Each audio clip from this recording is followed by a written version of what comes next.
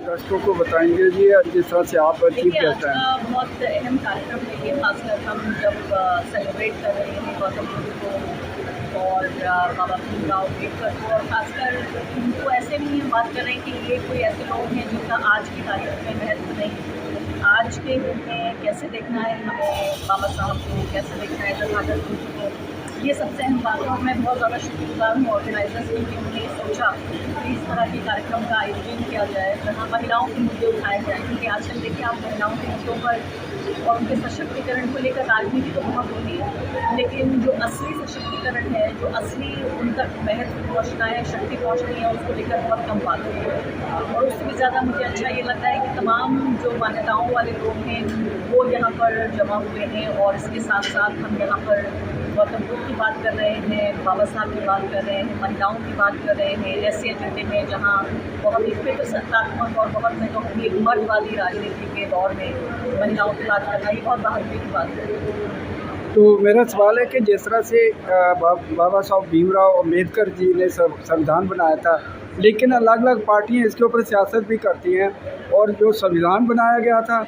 उसमें कई तोड़ मरोड़ कर उस संविधान की धज्जियाँ उड़ा दी हैं। देखिए, संविधान जो है वो एक ऐसी चीज़ है, वो बहती हुई नदी है, और जो 80 साल पहले संविधान बनाया गया उसमें तब्दीली में कोई दिक्कत नहीं होनी चाहिए, लेकिन संविधान की जो मूल भावना है उससे छेड़छाड़ ना हो, ये हमें सुनिश्चित जो करना है वो ये कि संविधान बदलना बुरी बात नहीं है। जैसे जैसे बदलते हालात हैं, बदलती हुई परिस्थितियाँ हैं, बदलता हुआ समाज है, बदलती हुई राजनीति है, उसमें कोई दिक्कत नहीं है संविधान में परिवर्तन, लेकिन जो उसकी मूल भावना है और खासकर जो हमारे फाउंडिंग प्रिंसिपल्स हैं जिसकी बेसिस पर संविधान बना, उसके साथ छेड़छाड़ नहीं होनी चाहिए। दूसरा शब्द आपने कहा राजनीति नहीं होनी चाहिए, मुझे लगता है राजनीति बुरा शब्द नहीं है। राजनीति अगर सामाजिक परिवर्तन के लिए हो, अगर राजनीति हो सोशल जस्टिस के लिए, सामाजिक न्याय के लिए, तो राजनीति बुरी बात नहीं है। यहाँ ये है कि वो लोग खासकर सत्ता में आ गए हैं जो संविधान का इस्तेमाल करके संविधान की ही हत्या करने की कोशिश कर रहे हैं, तो ये फिक्र की बात है। राजनीति फिक्र की बात नहीं है, संविधान में परिवर्तन फिक्र की बात नहीं है। बात यह है कि कैसे हम सब जो शोषित, वंचित और हाशिए के जो लोग हैं, इस संविधान की जो मूलभूत आत्मा है उसको कैसे बचा के रखें। न्यू दिल्ली से है, हम उनका तहे दिल से उन्हें वेलकम करते हैं। और हमारे आज इस प्रयाण में हम आज के जो गेस्ट ऑफ ऑनर है कर रहे हैं, engineer देशरा Bhagat ji, retired development commissioner, मैं हम उनका भी यहाँ पे वेलकम करते हैं। आज इस गुरु रविदास गुरुद्वारे के और मेरे सामने जो मेरे समाज की कई बैठी है का प्रोग्राम जिसमें हमारे चल रहा है, जिसमें भगत जी हैं चीफ गेस्ट रिटायर हुए हैं चीफ इंजीनियर, डॉक्टर अरफा और मेरे सामने एक यात्री से जो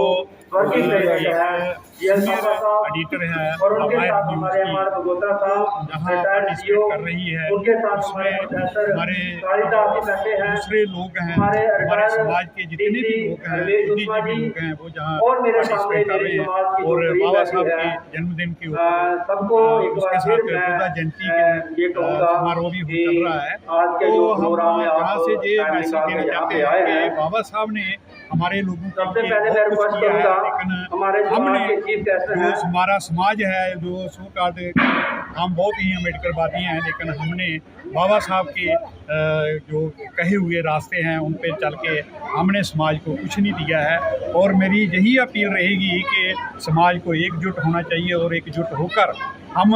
उस रास्ते पर चलें जिस पे बाबा साहब ने चलकर हमें ये सारा जो सिस्टम को हमें दिया है, जैसे हमें नौकरियां मिली, नौकरियां मिल गई, हमने मकान बनाए, सब कुछ बनाया, गाड़ियाँ खरीदी, लेकिन बाबा साहब को हम भूल गए। आज मेरी यही अपील रहेगी मेरी सभी SC ST OBC वर्ग से, जो जिसको मानवर कांसीराम 85% बोलते थे, उन लोगों को मेरी अपील है कि हमें एकजुट होकर बाबा साहब के रास्ते पर चलना चाहिए। लोगों को इसका जितना भी मैक्सिमम बेनिफिट हमें करना चाहिए, और जब तक हम पे बैक सोसाइटी नहीं करेंगे और इन संस्था और इन जो एसोसिएशन जो संस्थाएं हमने बनाई हुई हैं, इनका कोई फ़ायदा नहीं है। जब तक हम अपने आने वाले जो बच्चे हैं, जो हमारे इस वक्त बच्चे पढ़ रहे हैं, उनके लिए हमारे पास कोई भी गवर्नमेंट की नौकरियां ख़त्म हो गई हैं और हमारे पास कोई भी सुविधा नहीं है। और यही मैं कहता हूं कि मैं दोबारा अपने समाज से फिर दोबारा अपील करता हूं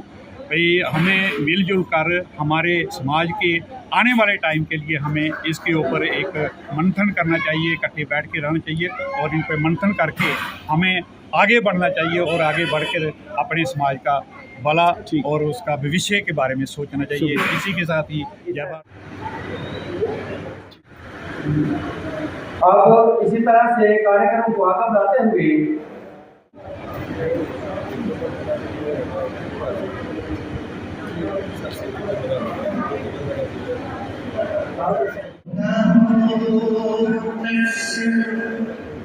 भगवतो